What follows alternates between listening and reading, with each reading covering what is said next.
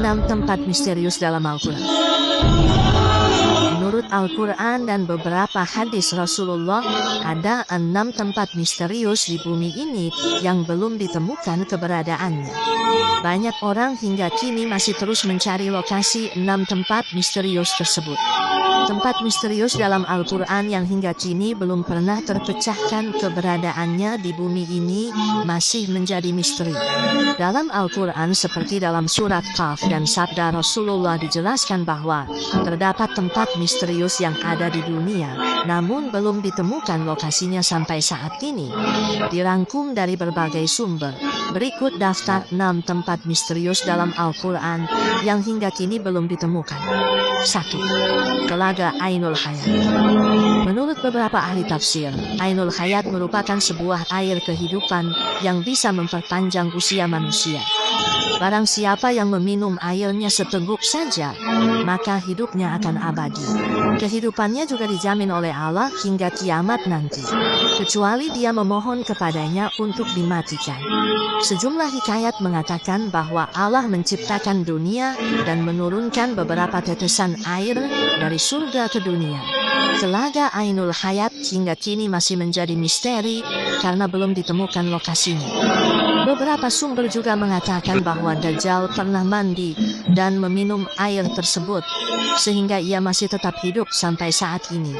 Tak hanya Dajjal, seorang nabi bernama Khidir juga dipercaya masih hidup hingga saat ini dikarenakan meminum air ini. Beberapa pendapat mengatakan bahwa letak telaga Ainul Hayat dijaga Nabi Khidir. Telaga ini berada di Pulau Bermuda, oleh karena itu banyak kapal dan orang hilang saat melewati daerah tersebut. Karena di sana, para setan berbondong-bondong mengelilingi tempat tersebut untuk merebut Ainul Hayat. Namun jika Pulau Bermuda memang benar adanya, sekali lagi hanya Allah yang mengetahui di mana sebenarnya telaga Ainul Hayat. 2. Tembok Ya'juj dan Ma'juj. Ya'juj dan Ma'juj adalah sosok yang disebut dalam Al-Quran, dan keberadaannya menjadi salah satu tanda yang akan datang saat menjelang hari kiamat.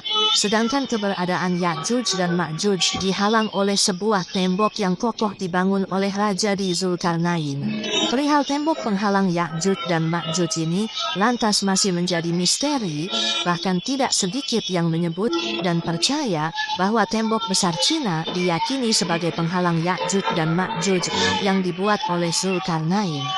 Konon kabarnya sekitar 50 km di utara Beijing, ada sebuah desa di kaki bukit bernama Badaling. Dari tempat ini, para turis dari berbagai belahan dunia bisa memasuki pintu gerbang menuju tembok besar Cina. Karena saking tingginya, tembok itu dikabarkan dapat dilihat dari bulan. Banyak orang yang menyangka bahwa itulah tembok yang dibuat oleh Nabi Zulkarnain dalam surat Al-Kahfi. Sedangkan yang disebut Ya'juj dan Ma'juj adalah bangsa dari Mongol Utara yang merusak dan menghancurkan negeri-negeri yang mereka taklukkan. Syekh Hamdi bin Hamzah Abu Zaid, yakni seorang penulis dan peneliti tentang tembok Zulkarnain, meyakini bahwa tembok yang dibangun beliau adalah tembok Cina tersebut. Syekh Hamdi juga menyebutkan secara detail dan bukti-bukti penelitiannya ke dalam buku. Namun, jika dilihat ulang secara fisik, terdapat perbedaan yang sangat jelas antara tembok yang dibangun Nabi Zulkarnain dengan tembok Cina. Tembok Cina terbuat dari susunan batu bata, sedangkan dalam Al-Quran disebutkan jika tembok Zulkarnain terbuat dari tumpukan besi yang dicampur dengan tembaga. Selanjutnya, tembok Cina dibangun secara bertahap selama ratusan tahun dari berbagai dinasti yang memerintah Cina, di antaranya dinasti Han dan Ming.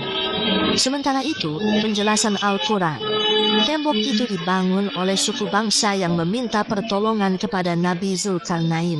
Dan setelah selesai, beliau pun menyatakan, tembok itu tidak akan bisa dilewati dan dilubangi oleh Ya'juj dan Ma'juj.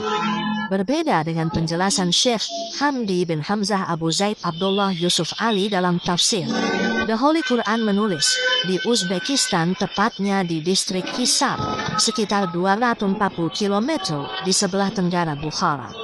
Ada celah sempit di antara gunung-gunung batu. Letaknya di jalur utama antara Turkistan